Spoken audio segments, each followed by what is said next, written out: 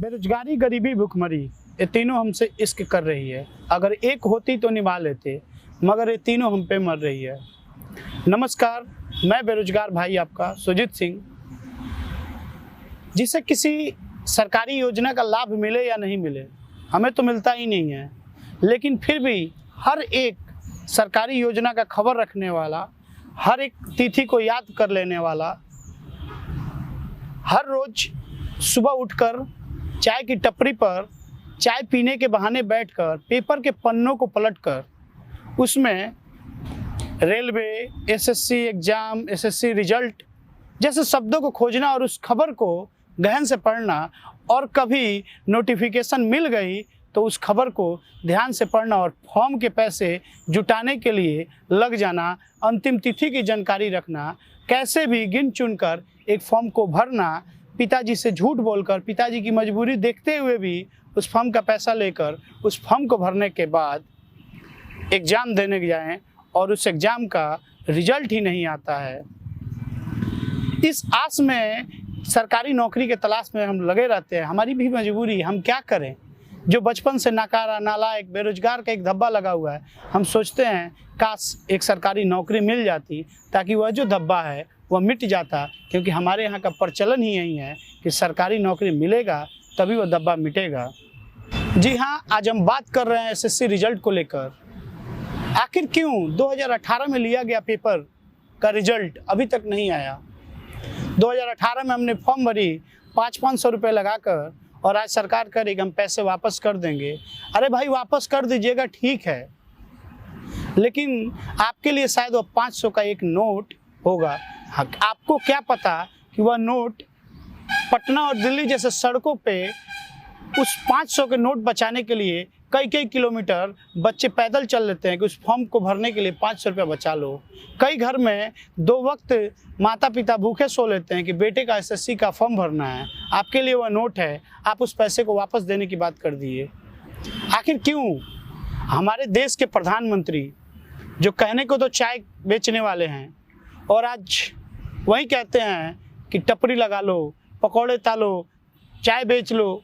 अरे साहब, आप इस देश के कानून को नहीं जानते हैं, आप इस देश के नियम को नहीं जानते हैं।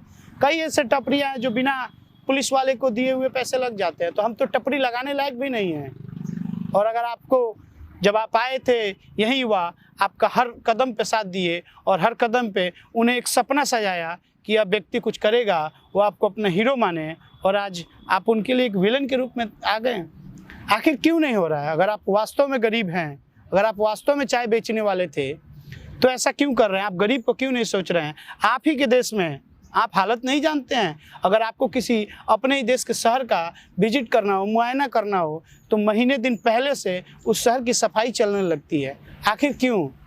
आपके विजिट में ही शहर की सफाई क्यों होती है, सड़कों की मरम्मत क्यों होती है। पहली बार जब नरेंद्र मोदी का भाषण हम युवा सुन रहे थे, तो अच्छे दिन की बात वो खूब करते थे, और उस अच्छे दिन के सुनकर हमने भी अपने सपना सजा लिया। कर रहे थे उस समय यूपीएससी का तैयारी, नहीं हुआ। फिर सोच लिए बिहार की युवा, देश के युवा कि यूपीएससी नहीं तो सही, हम बदलते भारत के हैं, एसएससी तो निकाल ही लेंगे, और दे दिए एग्ज़ाम, भर दिए फॉर्म, और अभी तक रिजल्ट नहीं आया। आखिर किससे पूछा जाए सरकार। जब ये सवाल किससे पूछा जाए, सरकार से नहीं पूछेंगे तो किससे पूछेंगे। और जब भी हम सरकार से कोई बात पूछते हैं तो हमें धर्म के नाम की एक चॉकलेट दे दी जाती है। ये लो राम मंदिर, ये लो मस्जिद। कब तक चलेगा, कब तक धर्म के नाम पर खेलोगे। आप जो धर्म के नाम पर बात करते हो, क्या आपके आने से पहले धर्म नहीं था। क्या हिंदू धर्म इस राष्ट्र में नहीं थे। पहले भी 3/4 हिंदू धर्म था और आगे भी रहेगा। यह आपके होने और ना होने से नहीं है। जब इस कोरोना महामारी में मंदिर का निर्माण हो सकता है, नीट जेई का एग्ज़ाम हो सकता है, तो एसएससी का रिजल्ट डिक्लेयर क्यों नहीं हो रहा है। क्यों करोड़ों युवाओं के साथ खेला जा रहा है। ये धर्म को बंद किया जाए।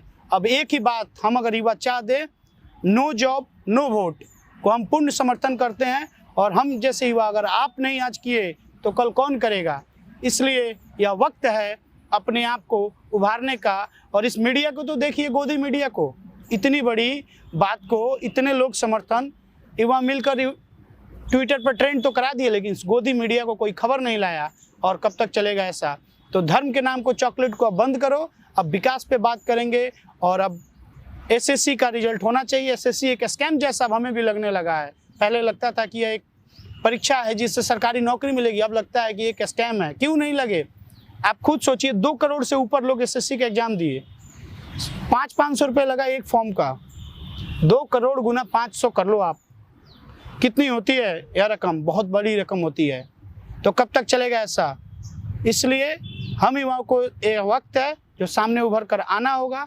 नो जॉब नो वोट को सपोर्ट करना होगा। जय हिंद, जय भारत। देखते रहिए हिंदी गरिमा और जुड़े रहिए। और इस वीडियो को फैलाने की ज़रूरत है इस बार, क्योंकि अब हम युवाओं का बात हम करेंगे। अगर मीडिया क्या समझती है, जो गोदी मीडिया है, हम उससे ज़्यादा ट्रेंड कराएंगे और हम सरकार तक ये बात पहुँचाएंगे। धन्यवाद।